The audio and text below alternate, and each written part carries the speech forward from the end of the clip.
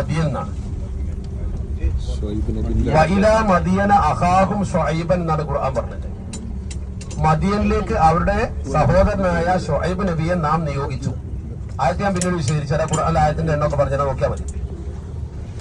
മദിയൻ എന്ന് പറഞ്ഞാൽ അത് യമൻ, ഷാം, ഇറാഖ്, ഈജിപ്ത് എന്നിവയിലേക്ക് കച്ചവട യാത്ര പോയിരുന്ന ആളുകളുടെ കച്ചവട വഴിയാണ്, യാത്രാ വഴിയാണത്. അന്ന് കച്ചവടത്തിന് വേണ്ടി ആളുകൾ, അതൊക്കെ കാര്യത്തിൽ കൃഷിയും കച്ചവടമാണ്, രണ്ട് കാര്യമുള്ളൂ, കൃഷിയും കച്ചവടം.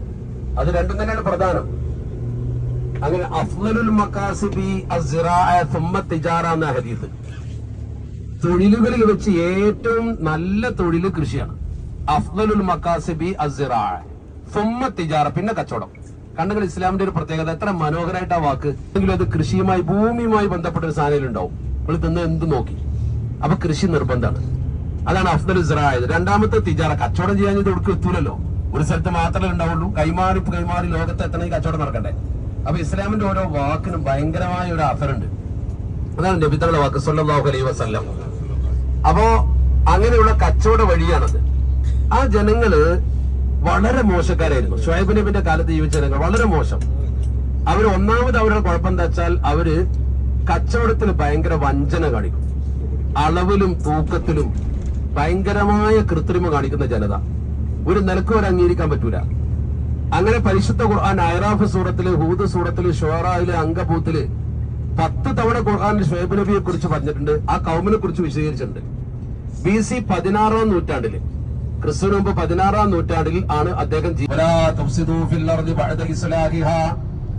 നല്ല നിലക്ക് നിൽക്കുന്ന ഈ ഭൂമുഖത്ത് നിങ്ങൾ ഫസാദ് ഉണ്ടാക്കാൻ പാടില്ല.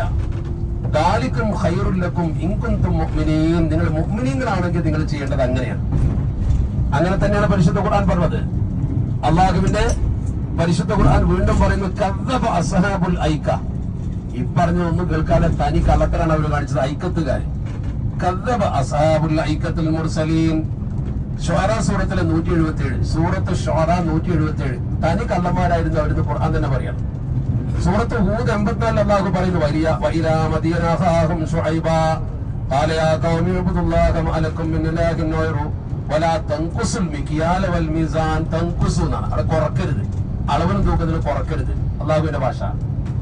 ഇനി അല്ലാഹു ബഹുമാനപ്പെട്ടവർ പറയുന്നത്, ഏതനേറ്റ് അവർ കമിഴ്ന്നു വീണു, ആ നാട് തന്നെ പടച്ചറപ്പ് നശിപ്പിച്ചു കൊടുത്തു.